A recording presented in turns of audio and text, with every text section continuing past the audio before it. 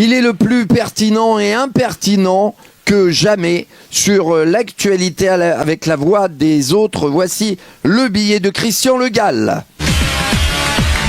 C'était l'événement de ces dernières semaines à la une dans le monde entier, la libération de Nicolas Sarkozy. Eh oui. Laurent Ruquier, vous, ça vous a passionné de suivre tout cela en direct, n'est-ce pas? Alors oui, on peut dire maintenant que Nicolas Sarkozy a été libéré.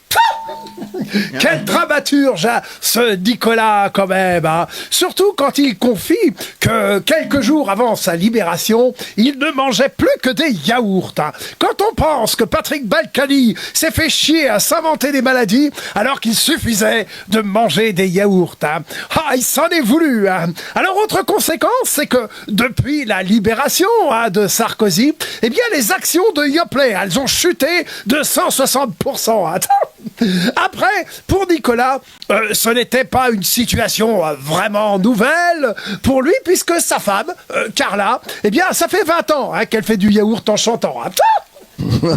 Toutefois, il n'a plus le droit d'entrer en contact avec Gérald Darmanin. Oui, alors effectivement, hein, plus de contact autorisé avec le garde des Sceaux. Par contre, avec celui qui garde les valises, on ne sait toujours rien, hein.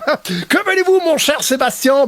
La libération de Sarkozy, eh bien, c'est un petit pas pour l'homme, mais un grand pas pour l'impunité. Toujours en politique, c'est Manuel Valls qui fustige Emmanuel Macron en disant que son deuxième quinquennat est un naufrage. Patrick Timsit, vous l'avez mauvaise dans cette histoire. C'est ce qui vous amuse le plus, je crois, non? Salut, c'est Dimsid.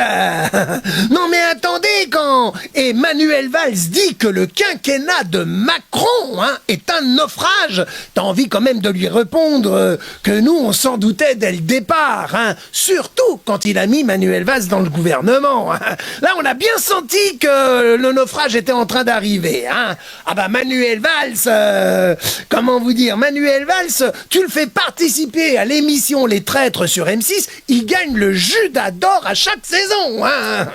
Non, ne jamais faire confiance à Manuel Valls. Lui, il serait capable de débrancher un malade en soins palliatifs pour recharger son portable. Non, mais c'est simple. Tout le temps où il a été ministre d'État à l'outre-mer, la seule chose qu'il a réussi à faire là-bas, c'est à s'habituer au climat et à la température de l'eau, c'est dire. Et enfin, pour clôturer la page politique, on apprend dans la presse que la gauche unitaire annonce organiser une primaire au présidentiel en 2026, mais sans Jean-Luc Mélenchon, ni Raphaël Glucksmann, ils viennent de se prendre la tête là aujourd'hui en plus, François Hollande. Quel est votre sentiment sur cette annonce qui finalement n'est pas très unitaire, non? Oui, effectivement, Monsieur Mario. En termes d'unité de la gauche, il y a mieux.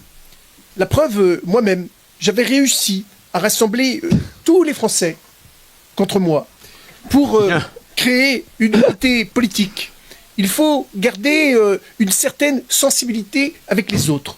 Moi, par exemple, Monsieur Mario, j'ai toujours été très sensible au niveau des partis. D'ailleurs, Julie pourrait vous le confirmer. Parce que les partis, c'est l'identité de chacun. Les partis doivent être consultés régulièrement et souvent même proposer une alternative entre la gauche et la droite. Bon, je ne suis pas sûr que l'on parlait de la même chose, mais c'est votre réponse, hein. Dans les actualités People, cette fois-ci, on apprend que Laetitia Hallyday serait à nouveau en couple avec un homme d'affaires à la tête d'un très grand groupe français et qui serait âgé de 70 ans. Paul Mirabel, vous disiez être très dubitatif sur cette situation. Salam les Roya. Vous m'auriez dit qu'elle était en couple avec un ouvrier qui bosse pour un salaire modeste. J'aurais eu du mal à vous croire. Juste avant, elle était en couple avec Frédéric Suant. Le problème, c'est qu'en transpirant, il a dû passer de Suant à Puant. Oui, mais là, elle vient de se mettre en couple avec un homme de 20 ans, son aîné, quand même. Oui. Et c'est la différence entre nous et Laetitia. Elle, ce sont les pigeons qui la nourrissent. Depuis la mort de Johnny, on a quand même l'impression qu'il y a eu plus de circulation sur Laetitia que sur l'autoroute A7 en plein mois d'août. Et enfin, pour terminer dans les faits divers, on apprend un peu plus sur le profit de Abdoulaye N, suspecté d'avoir participé aux casses du Louvre, plus connu sous le pseudonyme de Dodo Cross Bitume. Vous, Stéphane Bern, vous restez désemparé par ce vol de bijoux. Mon Dieu, ma bariote, quelle honte. Avant, on avait Arsène Lupin, Jacques Messrine, et maintenant on se retrouve avec Doudou Grosse Bitume. Cross Bitume, excusez-moi, j'ai fait un lapsus. Non mais, franchement, on vit une époque de zizi, de zinzin, ma bariote. Dans 20 ans, quand il y aura une hétéro,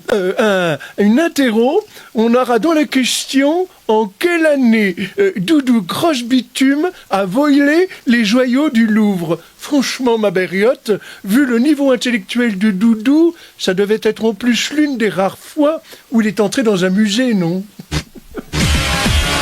Et ben voilà, la revue de presse est terminée. Voilà, on ne sait pas parce que... Merci.